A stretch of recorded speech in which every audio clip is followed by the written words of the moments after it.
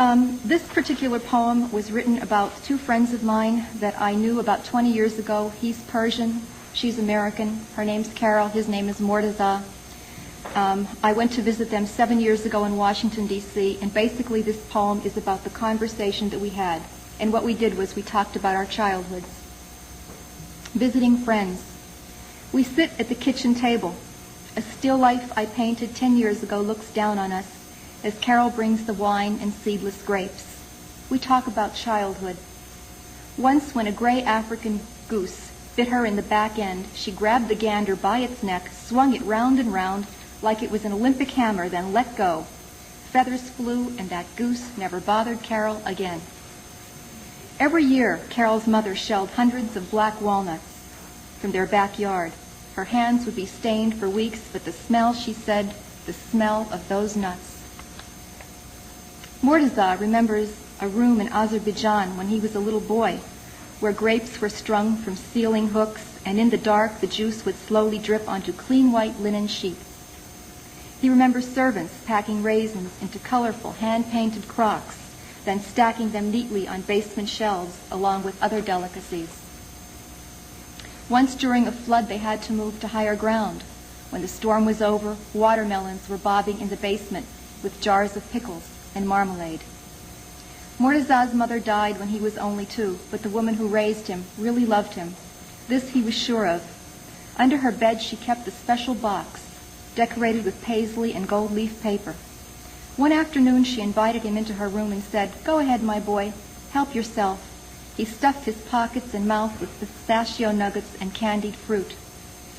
50 years later, Mortaza went back to Tabriz. He took a room in a third-floor walk-up. His stepmother, crippled from arthritis, walked across town on the arm of her maid. She crawled the steps on hands on knees to see the boy she loved, a man with pure white hair. Okay, moving from Persia to Nepal. And this poem was inspired by a picture that I saw on the cover of a National Geographic magazine of a little honey hunter, a man, dangling from a cliff. And his work was gathering honey from a very high cliff so that the people in his community could have honey. And the whole idea is that before you make the climb on the rope to the cliff, you must say your prayers and you must purify your soul, otherwise the bees will bite you. And one day he did not say his prayers, did not do the usual mantras, and he was stung in the face by many bees, which he wasn't able to see very well after that. So now when the man goes and gathers his honey, he sees in a different way. The honey hunter of Nepal. The honey hunter dangles from a ladder of rope. Like a spider on a strand of web, he inches toward the cliff, toward the nest of sleeping bees. From a pouch around his waist, he sprinkles grains of rice and names of gods into the listening jungle air. Blinded in his younger days by the anger of a swarm of bees, the hunter now sees only with his heart. Years of honey gathering have taught him how to angle his bamboo stick into the golden womb of life. One day I will be the hunter's age, whose face no longer swells when stung. My sons in their smooth, fair skins will gather round the hearth. I will tell them about the bees and the art of climbing to the top. I will tell them, even though they do not hear, how only when their thoughts are pure will it be safe to milk the comb. And an interesting thing happened when I was writing that poem. I turned into a man who had children. I was no longer a female.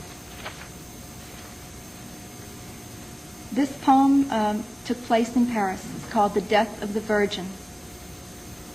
I'm in the Louvre. One painting begins to look like every other.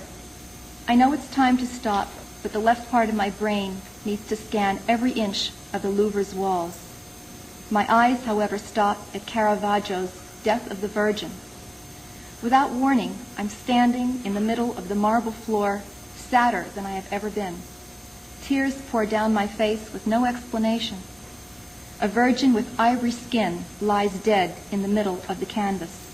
Her family's face is covered with unanswerable questions. My husband looks at me, perplexed. "Don't you feel anything?" I ask. "Don't you feel what's happening?" I look around at all the other tourists, but their eyes are glazed over with fatigue, except for one middle-aged woman with straw blonde hair. She too is crying, until our eyes meet and we smile.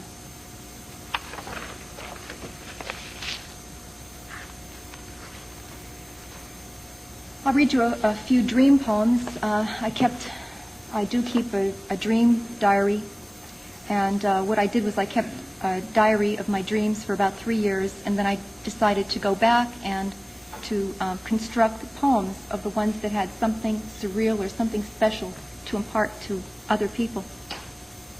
This one is called Candies. In a dream I awake. I'm a child again. In a candy dish, voices are crying.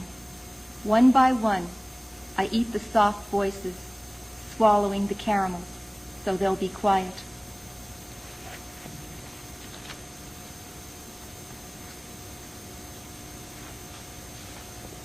Another dream poem, Song After Song. We sit on a bench by the lake.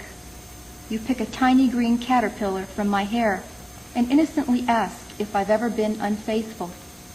The secret streams from my mouth.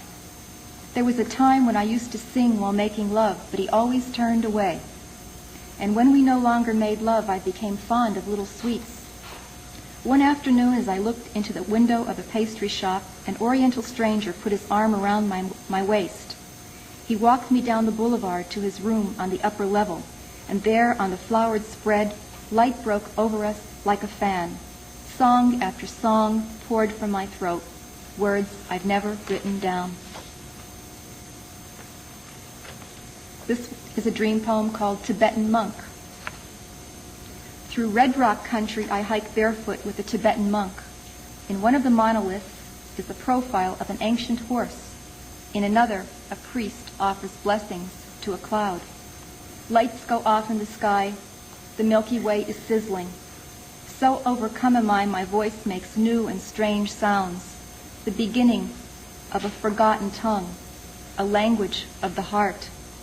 The sure-footed monk seems to float over the rough terrain as I struggle to keep up. He's used to the swirls of skylight and faces that live in stone. He says that's the way it is in a land where no one builds roads.